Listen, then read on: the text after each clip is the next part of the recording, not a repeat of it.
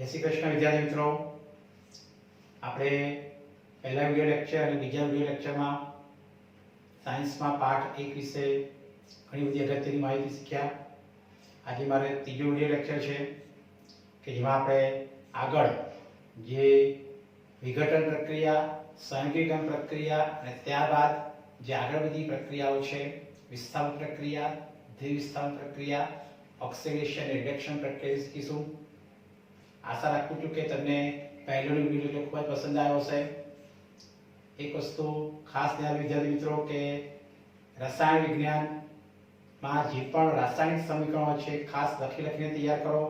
લખવાની ખાસ પ્રેક્ટિસ રાખો, જેથી કરીને લખવાથી તમને ખૂબ જ સારી રીતે આવડશે અને જે પણ બધી પ્રક્રિયાઓ છે, વ્યાખ્યાઓ છે, એના જે સૂત્રો, રાસાયણિક સમીકરણો એ લખીને જ તૈયાર કરો.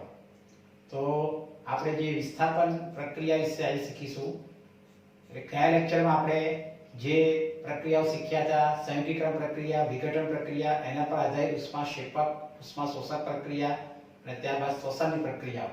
અને આજે આપણે ત્રીજી પ્રક્રિયા એટલે કે વિસ્થાપન પ્રક્રિયા કોને કહેવાય, ઉદાહરણ આપી સમજાવો. હવે આપણે આગલા ધોરણમાં વિસ્થાપન પ્રક્રિયા શીખીને આવ્યા છીએ કે જેમાં આપણે અલગ અલગ બધા પ્રયોગો પણ કર્યા હતા કે જેમાં આપણે લોખંડની ખીલી ને આપણે કોપર સલ્ફેટના દ્રાવણમાં મૂકતા તેમાં જે વિસ્થાપન પ્રક્રિયા કઈ રીતે થાય એનો પ્રયોગ આપણે શીખી ગયા છે. આગલા ધોરણમાં આપણે શીખીએ કે કોપર સલ્ફેટ કે જે ભૂરા રંગનું દ્રાવણ છે કે જેમાં આપણે લોખંડની ખીલી એટલે કે આયર્નની ખીલી મૂકતા આ વિસ્થાપન પ્રક્રિયા થાય છે. અને વિસ્થાપન પ્રક્રિયા થાય એટલે કે રાસાયણિક પ્રક્રિયા થાય છે અને જેના આધારે કોપર સલ્ફેટનો જે ભૂરો રંગ છે એ આછો લીલો થઈ જાય છે અને જે કોપર સલ્ફેટમાંથી કોપરનું વિસ્થાપન થઈ અને કોપર છૂટું પડે છે અને જે લોખંડની ખીલી ઉપર એ કોપર જમા થાય છે, જેને કારણે લોખંડની ખીલી એટલે કે આયન કે જે કહી શકાય કથ્થઈ રંગનું થઈ જાય છે અથવા તો ત્રાંબવર્ણી બને છે. એવું આપણે પ્રયોગ આવતો હતો, જેના આધારે આપણે એની વ્યાખ્યા શીખવાની છે કે વિસ્થાપન પ્રક્રિયા એટલે શું, ઉદાહરણ આપી સમજાવો. તો જે રાસાયણિક પ્રક્રિયામાં વધુ ક્રિયાશીલ તત્વ એ ઓછા ક્રિયાશીલ તત્વને તેના સંયોજન એટલે કે દ્રાવણમાંથી દૂર કરે તેને વિસ્થાપન પ્રક્રિયા કહે છે. અને એક વાત કે જે રાસાયણિક પ્રક્રિયામાં વધુ ક્રિયાશીલ તત્વ એ ઓછા ક્રિયાશીલ તત્વને એટલે કે જે વધારે ક્રિયાશીલ તત્વ હોય એ ઓછા ક્રિયાશીલ તત્વને તેના સંયોજન એટલે કે દ્રાવણમાંથી દૂર કરે તેને વિસ્થાપન પ્રક્રિયા કહેવાય. આપણે આગલા ધોરણમાં શીખી કે હંમેશા ઓછી જે ક્રિયાશીલ ધાતુ હોય એનું દ્રાવણ લેવાય છે અને એમાં વધુ ક્રિયાશીલ જે તે તત્વને મૂકવામાં આવે છે અને પરિણામે વિસ્થાપન પ્રક્રિયા થઈ જે તે તત્વ છે એ છૂટું પડે છે. કઈ રીતે? તો જોઈએ પહેલું કે ભી આયન એટલે કે લોખંડ અને કોપર સલ્ફેટનું આપણે દ્રાવણ લેવાનું છે CuSO4. તો કોપર સલ્ફેટના દ્રાવણમાં હું લોખંડની ખીલી એટલે કે આયન ને મૂકતા વિસ્થાપન પ્રક્રિયા થઈ અને આયન સલ્ફેટનું દ્રાવણ બનશે FeSO4 કે જેને કારણે કોપર સલ્ફેટનું જે દ્રાવણ છે ભૂરા રંગનું હોય છે અને પછી વિસ્થાપન પ્રક્રિયા થાય, રાસાયણિક પ્રક્રિયા થાય છે અને પછી આયન સલ્ફેટ બનવાથી એ આછા લીલા રંગનું બને છે અને કોપર ધાતુ છૂટી પડે છે. અને છૂટું પડેલું કોપર હોય છે ત્યાં લોખંડની ખીલી ઉપર જમા થાય કે જેને કારણે લોખંડની ખીલી એ કથ્થઈ રંગની દેખાય અથવા તો ત્રાંબવર્ણી બને છે. આ એક ખૂબ જ અગત્યની વિસ્થાપન પ્રક્રિયા છે કે જે આપણે શીખીને આવ્યા છે અને ફરી પાછું શીખીએ આપણે કે ભાઈ કોપર સલ્ફેટના દ્રાવણમાં લોખંડની ખીલી એટલે કે લોખંડની ખીલી અથવા કોઈ પણ લોખંડનો ટુકડો મૂકતા વિસ્થાપન પ્રક્રિયા થઈ અને કોપર સલ્ફેટમાંથી આયન સલ્ફેટનું દ્રાવણ બને છે અને કોપર ધાતુ છૂટી પડે છે. અને આ જે સમીકરણ છે સંતુલિત જ છે એટલે આપણે સંતુલિત કરવાની જરૂર નથી. ત્યાં બીજી રાસાયણિક પ્રક્રિયા આવે છે ઝિંક, Zn. આ એક ધાતુ છે અને એમાં આપણે અહીં કોપર સલ્ફેટના દ્રાવણમાં એ ઝિંક ધાતુનો ટુકડો મૂકીશું તો વિસ્થાપન પ્રક્રિયા થઈ ઝિંક સલ્ફેટનું દ્રાવણ બનશે ZnSO4 અને પ્લસ ઝિંક ધાતુ એમાંથી છૂટી પડશે. અને કહી શકાય કે ભઈ દરેક આગલા શીખી ગયા પ્રમાણે કે સમીકરણ લખ્યા પછી જે તે સમીકરણની ભૌતિક અવસ્થાની સંજ્ઞા નીચે આપણે ખાસ લખીએ છીએ કે ભઈ ઝિંક એ ઘન સ્વરૂપમાં હોય છે S આવશે. કોપર સલ્ફેટનું દ્રાવણ જે Aq એટલે જલીય દ્રાવણ છે અને ઝિંક સલ્ફેટનું દ્રાવણ બને છે Aq અને પ્લસ એમાંથી ઝિંક ધાતુ છૂટી પડે છે. તો આ પણ એક રાસાયણિક સમીકરણ વિસ્થાપન પ્રક્રિયાનું છે કે જે પણ સમીકરણ સંતુલિત છે આપણે કરતા નથી. ત્રીજી રાસાયણિક પ્રક્રિયા એટલે ત્રીજી વિસ્થાપન પ્રક્રિયા છે Pb એટલે કે લેડ ધાતુ આ લેડ એટલે કે Pb હું copper chloride CuCl2 copper chloride હું કોપર ક્લોરાઇડ નું દ્રાવણ લઉં છું કે જેમાં હું Pb ધાતુને મૂકતા PbCl2 એટલે કે લેડ ક્લોરાઇડ બને છે અને કોપર ધાતુ છૂટી પડે છે એટલે કે કોપર ક્લોરાઇડ CuCl2 જેનું સૂત્ર છે CuCl2 કોપર ક્લોરાઇડ કે જેમાં Pb ધાતુનો ટુકડો મૂકતા બને છે PbCl2 લેડ ક્લોરાઇડ અને પ્લસ કોપર. તો આ પણ સમીકરણ સંતુલિત છે એટલે આપણે એને કહી શકાય કે ભાઈ સંતુલિત કરવાની જરૂર નથી. ત્યારબાદ ચોથી પ્રક્રિયા આવે છે કે silver nitrate AgNO3 silver nitrate નું દ્રાવણ લઉં છું અને સિલ્વર નાઇટ્રેટના દ્રાવણમાં હું ઝિંક ધાતુનો ટુકડો મૂકું છું તો વિસ્થાપન પ્રક્રિયા થઈ ઝિંક નાઇટ્રેટ ZnNO3 ટ્વાઇસ ખાસ ધ્યાન રાખજો ઝિંક નાઇટ્રેટ નું દ્રાવણ બને છે ZnNO3 ટ્વાઇસ અને પ્લસ ચાંદી એટલે સિલ્વર ધાતુ છૂટી પડે છે અને આ જે સમીકરણ છે એને આપણે બેલેન્સ કરવું પડે છે. અહીંયા આગળ આપણે કહી શકાય કે ભાઈ n ના બે પરમાણુ છે કારણ કે NO3 ટ્વાઇસ એટલે n ના બે પરમાણુ કહેવાય અને ઓક્સિજનના ત્રણ ધ્રુવ છે એટલે કે n ના બે પરમાણુથી અહીંયા n નો એક જ પરમાણુ તો આગળ બે લખવા પડશે તો આગળ બે લખીશ એટલે Ag પણ બે થશે તો અહીંયા આગળ આપણે 2 Ag ના એક એટલે બે લખીશું એટલે સમીકરણ સંતુલિત થઈ જશે. લાઈ તે સમીકરણ સંતુલિત થશે. તો આ એક ખૂબ જ અગત્યનો સવાલ છે. વિસ્થાપન પ્રક્રિયા એટલે શું ઉદાહરણ આપી સમજાવો. ચાર ઉદાહરણ આપ્યા છે. વ્યાખ્યા ફરી એકવાર કે જે રાસાયણિક પ્રક્રિયામાં વધુ ક્રિયાશીલ તત્વ એ ઓછી ક્રિયાશીલ તત્વને તેના સંયોજનમાંથી દૂર કરે તેને વિસ્થાપન પ્રક્રિયા કહે છે. અને ત્યાર પછી આપણે જોયું કે અહીંયા આગળ ઝિંક એટલે કે Zn આ ઝિંક ધાતુ છે Zn ધાતુ છે એ ઝિંક ધાતુ ત્યાર પછી Fe એટલે કે આયર્ન ધાતુ અને Pb એટલે કે લેડ ધાતુ. તો એ Ag અને Cu કરતા વધુ સક્રિય તત્વ છે. Ag એટલે કે ચાંદી અને Cu એટલે કે કોપર કરતા આ ત્રણે ત્રણ ધાતુ એ ખૂબ જ વધારે સક્રિય છે અને માટે જે સક્રિય ધાતુ હોય અને એની સિવાય જે ઓછી સક્રિય ધાતુ છે આ સિલ્વર અને કોપર માટે ઓછી સક્રિય ધાતુનું આપણે દ્રાવણ લઈએ છીએ અને એમાં વધુ સક્રિય ધાતુ મૂકતા વિસ્થાપન પ્રક્રિયા થાય છે અને આ એના ઉદાહરણ છે જે આપણે આગળ ધોરણ શીખી રહ્યા છીએ. અહીં પણ આ પાઠનો ખૂબ જ અગત્યનો સવાલ છે. ત્યાર પછી એના પછી બીજી વ્યાખ્યા આવે છે કે દ્વિવિસ્થાપન પ્રક્રિયા કોને કહેવાય. ઉદાહરણ સમજાવો. દ્વિવિસ્થાપન પ્રક્રિયા તો વ્યાખ્યા આવશે કે જે રાસાયણિક પ્રક્રિયામાં બે પ્રક્રિયકો વચ્ચે આયનોની આપલે થતી હોય આયન એટલે કે ધન આયન અને ઋણ આયન ખાસ કરીને કહું કે બે પ્રક્રિયકો વચ્ચે આયનોની આપલે થતી હોય તો તેવી પ્રક્રિયાને દ્વિવિસ્થાપન પ્રક્રિયા કહે છે. દ્વિવિસ્થાપન ફરી એકવાર કે જે રાસાયણિક પ્રક્રિયામાં બે પ્રક્રિયકો વચ્ચે આયનોની આપલે થતી હોય તો તેવી રાસાયણિક પ્રક્રિયાને દ્વિવિસ્થાપન પ્રક્રિયા કહે છે. ખાસ કરીને આયનોની આપલે થાય અને આયનોની આપલે થતી હોય તો તેવી જે રાસાયણિક પ્રક્રિયા આપણે દ્વિવિસ્થાપન કહીશું. એના પણ ઉદાહરણ છે. ઉદાહરણ તરીકે સોડિયમ સલ્ફેટ Na2SO4 આ સોડિયમ સલ્ફેટનું દ્રાવણમાં હું બેરિયમ ક્લોરાઇડ BaCl2 આ બંનેના દ્રાવણ લઉં છું કે જેને કારણે દ્વિવિસ્થાપન થઈ બેરિયમ સલ્ફેટ BaSO4 અને પ્લસ સોડિયમ ક્લોરાઇડ મને પ્રાપ્ત થશે અને BaSO4 કે જે સફેદ અવક્ષેપ આપણને મળે છે અને અવક્ષેપ જે ઓગળતા નથી માટે ઘન સ્વરૂપમાં હોય છે. અહીંયા અમે કહી શકાય કે ત્યાં S લખવામાં આવે છે. બેરિયમ સલ્ફેટના આપણને અવક્ષેપ મળે છે સફેદ કલરનો હોય છે અને સોડિયમ ક્લોરાઇડ આપણને પ્રાપ્ત થાય છે. તો આ દ્વિવિસ્થાપન પ્રક્રિયા થઈ કે જેમાં આપણે અલગ અલગ બે દ્રાવણ લીધા છે. અલગ અલગ બે પ્રક્રિયકો છે કે બે પ્રક્રિયકો વચ્ચે એટલે અલગ અલગ બે પ્રક્રિયકો છે અને બે પ્રક્રિયાઓ છે આયનોની આપલે થઈ અને આપણને જે તે આ બેરિયમ સલ્ફેટ અને સોડિયમ ક્લોરાઇડ બને છે અને દ્વિવિસ્થાપન કહેવાય. બીજું ઉદાહરણ છે EBR કે જેની પ્રક્રિયા કરું છું BaI2 પોટેશિયમ બ્રોમાઇડ અને એની પ્રક્રિયા કરું છું આ બેરિયમ આયોડાઇડ સાથે તો મને આ બેરિયમ બ્રોમાઇડ અને પ્લસ પોટેશિયમ આયોડાઇડ મળે છે. આ પણ એક વિસ્થાપન પ્રક્રિયા છે. એને પણ આપણે સમીકરણ દ્વિવિસ્થાપન પ્રક્રિયા છે સમીકરણ સંતુલિત કરવું પડે જે મેં કરેલું છે.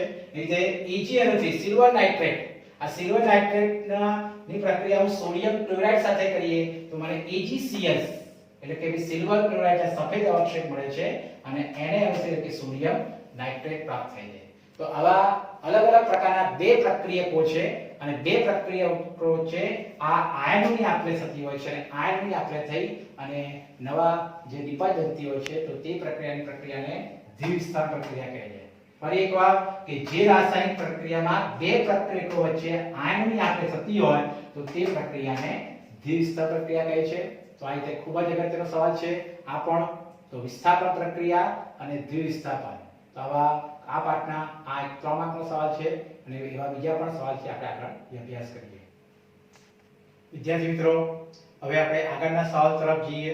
આપણે આગળ વિસ્થાપન અને દ્વિસ્થાપન શીખ્યા અને ત્યાર પછી એના પરથી એક સવાલ છે કે અવક્ષેપણ પ્રક્રિયા કોને કહેવાય? ઉદાહરણથી સમજો. અવક્ષેપણ પ્રક્રિયા કોને કહેવાય? તો વ્યાખ્યા આવશે કે જે રાસાયણિક પ્રક્રિયા દરમિયાન અદ્રાવ્ય અવક્ષેપ ઉત્પન્ન થતા હોય. અદ્રાવ્યનો કે એ ઓગળે નહીં, એને આપણે અદ્રાવ્ય કહીશું. તો વ્યાખ્યા કે જે રાસાયણિક પ્રક્રિયા દરમિયાન અદ્રાવ્ય અવક્ષેપ ઉત્પન્ન થતા હોય તો તે પ્રક્રિયાને અવક્ષેપણ પ્રક્રિયા કહેવાય છે. આપણે આગળ શીખી ગયા પ્રમાણે છે કે ભઈ જે પણ વિસ્થાપન અને દ્વિવિસ્થાપન પ્રક્રિયા દરમિયાન ક્યારેક અદ્રાવ્ય અવક્ષેપ ઉત્પન્ન થતા હોય છે તો એને કહેવાય છે અવક્ષેપણ પ્રક્રિયા. એટલે સવાલ એવો છે કે અવક્ષેપણ પ્રક્રિયા કોને કહેવાય? તો જે રાસાયણિક પ્રક્રિયા દરમિયાન અદ્રાવ્ય અવક્ષેપ ઉત્પન્ન થાય તેને શું કહેવાય? અવક્ષેપણ પ્રક્રિયા. ઉદાહરણ તરીકે આ શીખી ગયા આપણે BaCl2 બેરિયમ ક્લોરાઇડ. એ બેરિયમ ક્લોરાઇડમાં Ba+2 હોય છે. Ba+2 ધન આયન શીખી ગયા છે આગળ ક્રમમાં. બેરિયમ ક્લોરાઇડ BaCl2 માં Ba+2 ધન આયન હોય છે અને Na2SO4 એટલે કે સોડિયમ સલ્ફેટમાં SO4-2 જે ઋણ આયન હોય છે. તો આ જે ધન આયન અને ઋણ આયન આ બંને વચ્ચે પ્રક્રિયા થતા BaSO4 એટલે કે બેરિયમ સલ્ફેટના આપણને સફેદ અવક્ષેપ મળે છે અને જે પાણીમાં કેવા હોય છે? અદ્રાવ્ય હોય છે. એનો અર્થ કે ધન આયન અને ઋણ આયન. તો ધન આયન કયો છે? તો ધન આયન તરીકે Ba+2 છે અને ઋણ આયન તરીકે કયો છે? SO4-2 છે.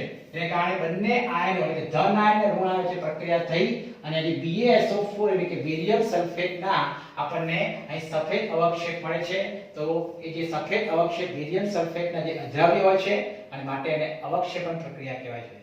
ઉદાહરણ તરીકે સમીકરણ લખવું હોય તો આપણે સમીકરણ શીખી પ્રમાણે કે BaCl2 એટલે કે બેરિયમ ક્લોરાઇડ ની પ્રક્રિયા હું સોડિયમ સલ્ફેટ સાથે કરીશ તો મને બેરિયમ સલ્ફેટ એટલે કે BaSO4 બેરિયમ સલ્ફેટ ના સફેદ અવક્ષેપ મળે છે અને તે પ્રક્રિયા આપણે NaC એટલે સોડિયમ ક્લોરાઇડ મળી. પછી સમીકરણ આપણે સંતુલિત કરવું પડે. એ જે બીજું ઉદાહરણ પણ શીખી ગયા આગળ કે AgNO3 સિલ્વર નાઇટ્રેટ કે જેની પ્રક્રિયા હું સોડિયમ ક્લોરાઇડ સાથે કરીશ તો મને AgCl એટલે કે સિલ્વર ક્લોરાઇડ ના સફેદ અવક્ષેપ મળે છે અને પરિણામે અને જે AgCl સફેદ અવક્ષેપ મળે છે NaNO3 એટલે કે સોડિયમ નાઇટ્રેટ નામનો પદાર્થ બને છે. તો આ રીતે જે રાસાયણિક પ્રક્રિયા દરમિયાન અદ્રાવ્ય અવક્ષેપ ઉત્પન્ન થતા હોય તો તે રાસાયણિક પ્રક્રિયા આપણે અવક્ષેપણ પ્રક્રિયા કહીશું અને એના ઉદાહરણ છે. ત્યાર પછી આપણે આગળ પ્રક્રિયા જોઈએ ખૂબ જ અગત્યની પ્રક્રિયા ઓક્સિડેશન અને રિડક્શન પ્રક્રિયાઓ જે આપણે આગળ તમે શીખી રહ્યા છીએ. ઓક્સિડેશન રિડક્શન પ્રક્રિયા ઉદાહરણ સહિત સમજાવો. આ પણ એક 3 માર્કનો સવાલ છે. તો વ્યાખ્યા કે ઓક્સિડેશન પ્રક્રિયા કોને કહેવાય? તો જે રાસાયણિક પ્રક્રિયા દરમિયાન પદાર્થ ઓક્સિજન મેળવે. પદાર્થ એટલે કે અણુ કે પરમાણુ પણ હોઈ શકે. એટલે પદાર્થ અણુ કે પરમાણુ અને ખાલી પદાર્થ હતો તો પણ ચાલશે કે જે રાસાયણિક પ્રક્રિયા દરમિયાન પદાર્થ અથવા અણુ કે પરમાણુ ઓક્સિજન મેળવે અથવા હાઇડ્રોજન ગુમાવે. એટલે કે ઓક્સિડેશન પ્રક્રિયામાં ઓક્સિજન મેળવે અથવા હાઇડ્રોજન ગુમાવે તો તે રાસાયણિક પ્રક્રિયાને શું કહીશું આપણે? ઓક્સિડેશન. બહુ સહેલી વ્યાખ્યા શીખી રહ્યા છે. ઓક્સિડેશન એટલે કે ઓક્સિજન મેળવે અથવા હાઇડ્રોજન ગુમાવે તો તે રાસાયણિક પ્રક્રિયાને ઓક્સિડેશન પ્રક્રિયા કહીશું. ઉદાહરણ શીખી ગયા છે કે C+O2 એટલે કે ભાઈ કાર્બન અથવા કોલસાને આપણે હવાની હાજરીમાં ગરમ કરીએ તો કાર્બન ડાયોક્સાઇડ બનશે. એવી રીતે Mg માં શીખી ગયા આપણે કે મેગ્નેશિયમ પટ્ટીને આપણે દહન કરીશું તો શું બનશે? મેગ્નેશિયમ ઓક્સાઇડ બનશે. અને આપણે શીખી ગયા કે કોપર કે કોપર ને હું હવાની હાજરીમાં ગરમ કરી તો કોપર ઓક્સાઇડ બનશે. જે કાળાનો પદાર્થ છે કોપર ઓક્સાઇડ CuO. ખાસ અગત્યનો સવાલ CuO કોપર ઓક્સાઇડ કે જે કાળા રંગનો પદાર્થ હોય છે. તો આ જે 3 પ્રક્રિયા આપણે કીધી એ 3 પ્રક્રિયામાં આપણે ખબર છે કે ભઈ આ જે કાર્બન મેગ્નેશિયમ અને કોપર આ ત્રણે શું કરે છે? ઓક્સિજન શું કરે છે? મેળવે છે. કારણ કે કાર્બનમાંથી કાર્બન ડાયોક્સાઇડ બને છે, મેગ્નેશિયમમાંથી મેગ્નેશિયમ ઓક્સાઇડ મળે છે અને કોપરમાંથી કોપર ઓક્સાઇડ મળે છે. એટલે આ ત્રણે કોપર, મેગ્નેશિયમ અને કાર્બન એ ત્રણે આ કહી શકાય કે ઓક્સિજન મેળવે છે. માટે ત્રણે પ્રક્રિયા કઈ કહેવાશે? ઓક્સિડેશન પ્રક્રિયા કહેવાશે. એનથી વિરુદ્ધ છે રિડક્શન પ્રક્રિયા કે જે રાસાયણિક પ્રક્રિયા પદાર્થ અથવા અણુ કે પરમાણુ ઓક્સિજન ગુમાવે અથવા હાઇડ્રોજન મેળવે. ઓક્સિજન ગુમાવે અથવા હાઇડ્રોજન મેળવે એટલે કે એના કરતા વિરુદ્ધ આવશે. ઓક્સિડેશનમાં ઓક્સિજન મેળવે અથવા હાઇડ્રોજન ગુમાવે અને રિડક્શનમાં ઓક્સિજન ગુમાવે અથવા હાઇડ્રોજન મેળવે તો તે રાસાયણિક પ્રક્રિયાને શું કહેવાશે? રિડક્શન. જેના પર ઉદાહરણ શીખી ગયા આપણે કે CuO કોપર ઓક્સાઇડ ની હું હાઇડ્રોજન વાયુ સાથે પ્રક્રિયા કરીશ તો મને કોપર Cu વત્તા પાણી એટલે કે H2O પણ મને વાયુ સ્વરૂપમાં મળશે કેમ કે આપણે કહી શકાય કે ભાઈ અહીં કોપર ઓક્સાઇડની આપણે હાઇડ્રોજન વાયુ સાથે પ્રક્રિયા કરવાની છે પણ એમાં પાણી આપણને એ વરાળ સ્વરૂપે મળશે અને આપણે કોપર ધાતુ છૂટી પડશે એ જે બીજું ઉદાહરણ છે કાર્બન ડાયોક્સાઇડની પ્રક્રિયા પણ હું હાઇડ્રોજન વાયુ સાથે કરીશ તો મને કાર્બન મોનોક્સાઇડ અને પ્લસ પાણી ની વરાળ એ રીતે MgO મેગ્નેશિયમ ઓક્સાઇડની પ્રક્રિયા પણ હું હાઇડ્રોજન વાયુ સાથે કરું તો મને મેગ્નેશિયમ અને આ પાણી એટલે કે એની વરાળ મળશે તો આ જે ત્રણ પ્રક્રિયા છે એમાં આપણે શીખી ગયા કે CuO એટલે કે કોપર ઓક્સાઇડ CO2 એટલે કાર્બન ડાયોક્સાઇડ અને MgO એટલે કે મેગ્નેશિયમ ઓક્સાઇડ એ ઓક્સિજન શું કરે છે ગુમાવે છે જેમ કે જો ઉદાહરણ ખાસ ધ્યાન આપજો કે CuO માંથી શું બની ગયું Cu એટલે કે ઓક્સિજન ગુમાવ્યો એ રીતે CO2 માંથી એક કાર્બન દૂર થઈ અને CO બન્યું છે CO એટલે કાર્બન મોનોક્સાઇડ CO2 એટલે કાર્બન ડાયોક્સાઇડ અને એક ઓક્સિજન દૂર થયો તો CO એટલે કાર્બન મોનોક્સાઇડ બન્યો એ રીતે MgO મેગ્નેશિયમ ઓક્સાઇડ માંથી પણ ઓક્સિજન દૂર થયો અને આપણે મેગ્નેશિયમ ધાતુ મળે છે એનો અર્થ કે એ ઓક્સિજન ગુમાવે છે તો આવી જે ઓક્સિજન ગુમાવે તેવી રાસાયણિક પ્રક્રિયાને આપણે શું કહીશું રિડક્શન તો આ ખૂબ જ અગત્યની પ્રક્રિયાઓ છે ઓક્સિડેશન રિડક્શન પ્રક્રિયાઓ ફરી એકવાર કે જે રાસાયણિક પ્રક્રિયા દરમિયાન પદાર્થ ઓક્સિજન મેળવે અથવા હાઇડ્રોજન ગુમાવે તેને ઓક્સિડેશન કહેવાય એના ઉદાહરણ છે કે જેમાં કાર્બન મેગ્નેશિયમ અને કોપર આ ત્રણેય ઓક્સિજન શું કરે છે મેળવે છે એવી રીતે જે રાસાયણિક પ્રક્રિયા દરમિયાન પદાર્થ ઓક્સિજન ગુમાવે અથવા હાઇડ્રોજન મેળવે તો તેને રિડક્શન કહેવાય છે જેમાં કોપર ઓક્સાઇડ કાર્બન ડાયોક્સાઇડ અને મેગ્નેશિયમ ઓક્સાઇડ તેમાંથી ઓક્સિજન દૂર થઈ અને આપણને આ ત્રણ અલગ અલગ તત્વો મળે છે તો આ રીતે ખૂબ જ અગત્યની પ્રક્રિયા છે ઓક્સિડેશન રિડક્શન પ્રક્રિયા ત્યાર પછી આ જે ઓક્સિડેશન રિડક્શન પ્રક્રિયાઓને ભેગી કરીએ તો રેડોક્સ પ્રક્રિયા બને છે એ રેડોક્સ પ્રક્રિયા શું છે એ આપણે પછી લઈએ છીએ ત્યાર પછી આપણે જે હવે મેં કીધું પ્રમાણે જે રાસાયણિક સમીકરણનો અભ્યાસ કરીએ વિદ્યાર્થી મિત્રો આપણે ઓક્સિડેશન રિડક્શન પ્રક્રિયાઓ શીખ્યા ત્યાર પછી રેડોક્સ પ્રક્રિયા શીખતા પહેલા મેં તમને કીધેલું કે આપણે દરેક લેક્ચરમાં રાસાયણિક સમીકરણો જે આ ચેપ્ટરમાં ખાસ અગત્યના છે કે જે તમને મેં પહેલા લેક્ચરમાં બીજા લેક્ચરમાં અને દરેક લેક્ચરમાં આવા આપણે 3 થી 4 રાસાયણિક સમીકરણો જે લખીશું અને એને સંતુલિત કરતા ખાસ શીખવાનું છે અને પ્રેક્ટિસ ખાસ કરવાની છે માટે નીચે આપણે રાસાયણિક પ્રક્રિયા માટે સંતુલિત રાસાયણિક સમીકરણ લખો આવા સમીકરણો તમને 2 માર્કમાં પૂછાઈ શકે છે ઉદાહરણ તરીકે તમે કહે છે કેલ્શિયમ હાઇડ્રોક્સાઇડ આ કેલ્શિયમ હાઇડ્રોક્સાઇડની પ્રક્રિયા કાર્બન ડાયોક્સાઇડ કરતા કેલ્શિયમ કાર્બોનેટ વત્તા પાણી તમને આવું એક્ઝામ્પલ લખીને આપશે એના આધારે તમારે સમીકરણ લખવાનું છે અને સંતુલિત કરવાનું છે તમે દરેકના રાસાયણિક સૂત્રો આવડવા જોઈએ જેમ કે ભાઈ કેલ્શિયમ હાઇડ્રોક્સાઇડ જેમ રાસાયણિક સૂત્ર છે CaOH કી કે આપણે કેલ્શિયમ હાઇડ્રોક્સાઇડ CaOH જે આપણે ચૂના મિશ્રિત પાણી પણ કહીએ છીએ તો કેલ્શિયમ હાઇડ્રોક્સાઇડ અને કાર્બન ડાયોક્સાઇડ ની સૂત્ર જે CO2 ની પ્રક્રિયા કરીશું તો કેલ્શિયમ કાર્બોનેટ CaCO3 જેને આપણે ચૂનાનો પથ્થર કહીએ છીએ લાઇમસ્ટોન અને પાણી એટલે H2 દરેક નીચે સ્થિતિ પર લખવાની છે ખાસ ધ્યાન આપવાનું છે કે આવા જ્યારે કોઈ પણ સમીકરણ પૂછે ત્યારે એના અણુ સૂત્ર નીચે એની ભૌતિક અવસ્થાની સંજ્ઞાઓ એ ખાસ તમારે લખવાની હોય છે હવે એને બેલેન્સ કરવાનું છે તો જો આ સમીકરણ સંતુલિત જ છે અહીંયા આગળ OH ટ્વાઇસ આ OH ટ્વાઇસ એટલે શું અર્થ થયો કે O ના બે પરમાણુ કહેવાય અને H ના પણ બે પરમાણુ કહેવાય અને C એટલે કે કેલ્શિયમ નું એક જ પરમાણુ કહેવાય તો કેલ્શિયમ નું એક પરમાણુ અહીંયા આગળ કેલ્શિયમ નું એક પરમાણુ છે અહીં આગળ ઓક્સિજન ના 2 2 4 એટલે કે જે પ્રક્રિયક હોય એમાં જે તે એક જ સરખા પરમાણુનો સરવાળો થાય છે જેથી કરીને 2 અને 2 4 ઓક્સિજન પરમાણુ અહીં આગળ નિપાતમાં 3 ને 4 ઓક્સિજન પરમાણુ છે એટલે ઓક્સિજન પરમાણુ સંતુલિત છે એટલે હાઇડ્રોજન ના 2 પરમાણુ